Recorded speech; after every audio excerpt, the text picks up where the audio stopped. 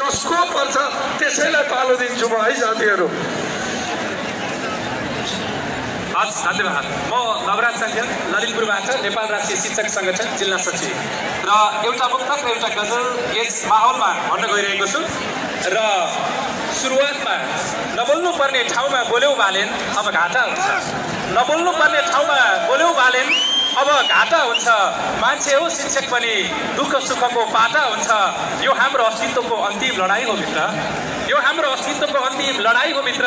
जो विपक्षमा बोल्ने दुस्साहस गर्छ उसको टाटा हुन्छ। नबोल्ने पर्ने ठाउँमा बोल्यौ बालेन अब घाटा हुन्छ। गजलका शेरहरू यसरी अगाडि बढ्छ। यो प्रिय हाम्रो आन्दोलन सभा पनि भएकोले सरकारलाई ध्यान आकर्षण गराइरहेको छु मैले गजलबाट। नहुँदा नहुँदै रहर सडकमा आउने पार्यौनी सरकार, नहुँदा नहुँदै रहर सडकमा आउने पार्यौनी सरकार, पटक पटकका सहमति छुटाई टार्यौनी सरकार, नहुँदा नहुँदै रहर सडकमा आउने पार्यौनी सरकार। शङ्का छ सरकार पनि छ कि छैन हाम्रो यो देशमा, शङ्का छ सरकार पनि छ कि छैन हाम्रो यो देशमा।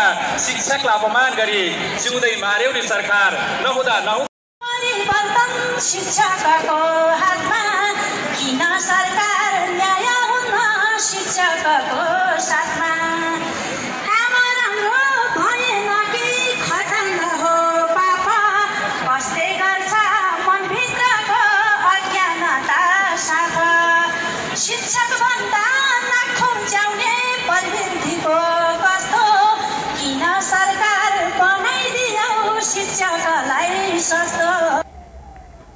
नमस्कार श्रोता एवं दर्शकबिन्दुहरू, आजको भिडियोमा लिएर आएका छौँ काठमाडौँमा चौतर्फी चर्किरहेको शिक्षक आन्दोलनको विषयवस्तु लिएर। भिडियोलाई अन्तिमसम्म हेर्नुहोला। यदि हाम्रो युट्युब च्यानल रोचक न्युजमा तपाईँ नयाँ हुनुहुन्छ भने कृपया हाम्रो च्यानललाई लाइक, सेयर र सब्सक्राइब गरी सबै सामु पुर्याइदिनुहोला। भिडियो सुरु गरौँ हामीले कैद गरेका यी सामग्रीहरूबाट। समस्याको विषयमा बोल्ने अवस्था रहेन।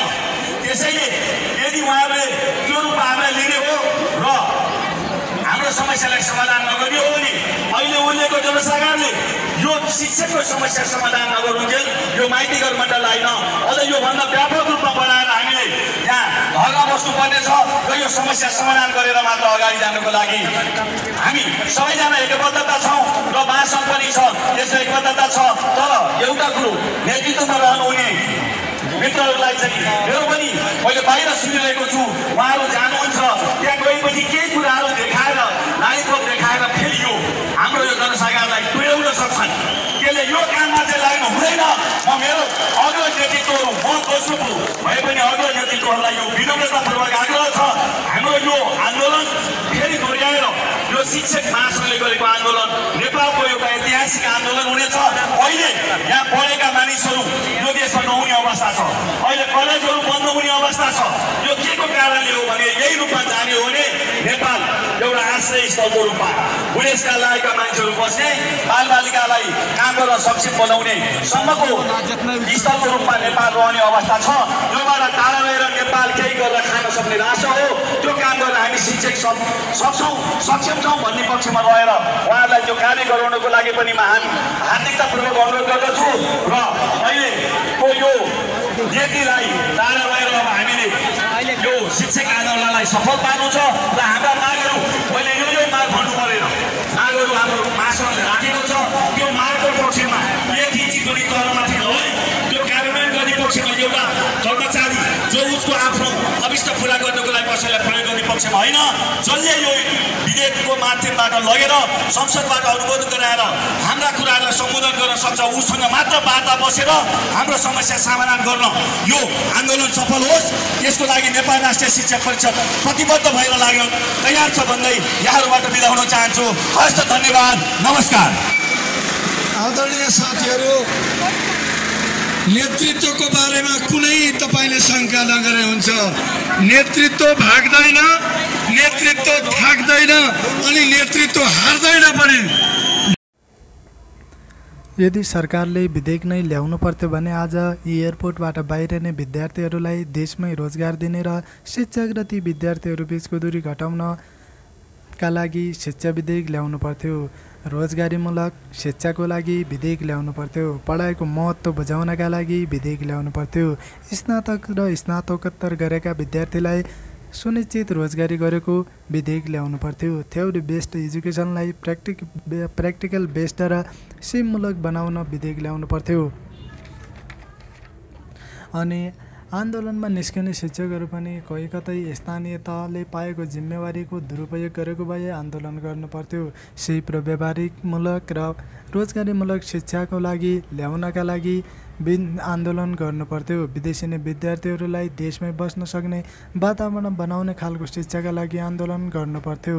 सयौँ वर्षदेखि परम्परागत पढाइको शैली र घोकन्ते विद्याको अन्त्य गर्नका लागि किताब र विभिन्न माध्यमहरूबाट पढाउने शिक्षाको विकासका लागि आन्दोलन गर्नुपर्थ्यो।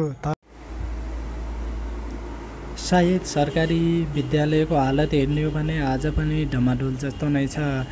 सहरतिर भन्दा गाउँतिर त प्राय पढाइ नै हुँदैन भन्ने गुनासो त तपाईँहरूमा छँदैछ। प्राय गाउँतिरका विद्यालयमा भन्दा बढी घरको काममा व्यस्त हुने अनि राजनीतिक पार्टीको पछि लाग्ने काम त सायद तपाईँहरूले गर्नुभएको देख्नुभएकै होला। किनभने पार्टीतिरको ध्यान पढाउनेतिर भन्दा पनि पार्टीतिरको ध्यान बढी हुन्छ अनि पार्टीलाई जिताउने मेरो पार्टी यो पार्टी त्यो पार्टी भन्दै पछि लाग्नेको कमी हुँदैन, चाहे जुनसुकै पद प्रतिष्ठा र कर्मचारी होस्।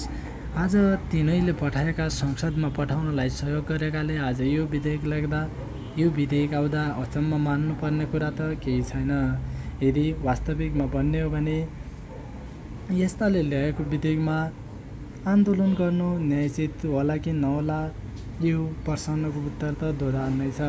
दर्शकवृन्दहरू के आज साँच्चीकै बालबालिकाको शिक्षाका लागि, रोजगारीका लागि र गुणस्तरीय शिक्षाका लागि हामीले यी सरकारी विद्यालयहरूबाट अपेक्षा अनुसारको शिक्षा पाएको भए, सिपमूलक र रोजगारीमूलक शिक्षा पाएको भए महँगो बोर्डिङ स्कुल पढाउनु पर्थ्यो कि हाम्रा छोराछोरी